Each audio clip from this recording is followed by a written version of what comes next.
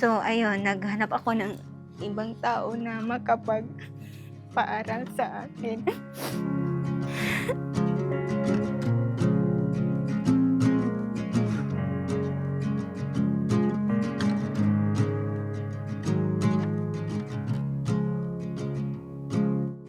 Nagtrabaho po ako sa isang private company. Hindi ako satisfied nun. And then nagpursige ako, gusto kong makapag-aral. So nag-aaral ako sa gabi, trabaho ako sa umaga. Tapos sabi ng uncle ko, wala na kaming budget para paaral sa iyo. So naghanap ako ng ibang tao na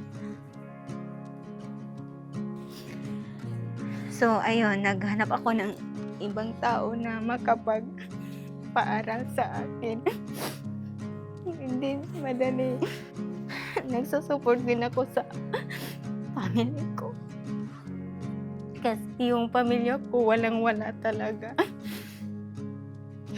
Marami kaming magkakapatid. 10 kami. Hanggang naging breadwinner po ako. Hanggang ngayon na susuporta din ako sa kanila. Tsaka yung parents ko. So, nakaka-proud lang pag tumulong.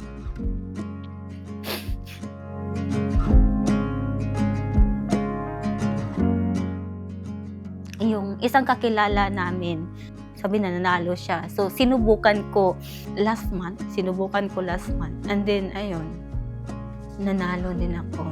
Kaya pinatuloy ko siya nga naglalaro. Libangan lang. Nangangarap na mananalo. Pero ayun, libangan lang talaga siya.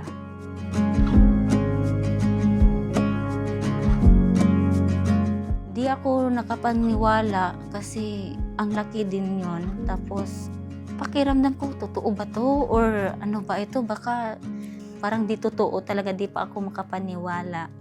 Tapos sabi ko, relax lang. Pag siguro totoo talaga to Ganon yung mga reaction ko. Tapos di na nga ako nakatulog kasi nakakaisip.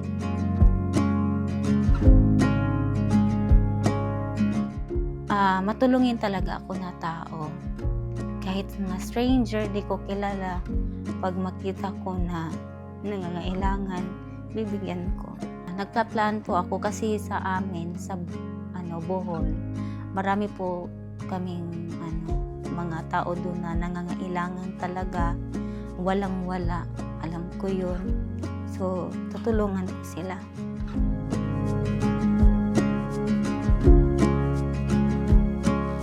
Pag maglaro sila, dapat enjoy lang nila. Di sila masyadong mag-isip na makuha talaga. Dapat sipag lang talaga. Yun lang yung masasabi ko. Dapat madiskarte at masipag sa buhay. Kung wala kayong ilalaro, huwag na lang. Pero pag may extra at saka for hobby lang, then go for Casino Plus.